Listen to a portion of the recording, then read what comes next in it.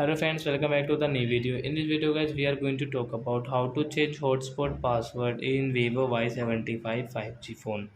Guys, you want to change your hotspot password, so guys you can change. And guys, now let's see how to change hotspot password in Vivo phone.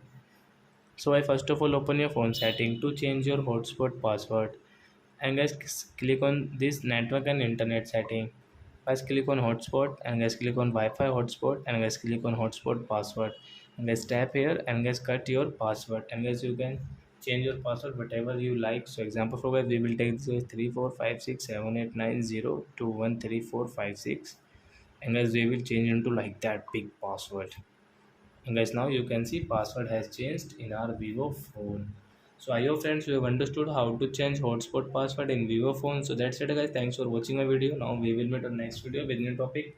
Before guys, please go and like my video, subscribe my channel. Bye bye friends.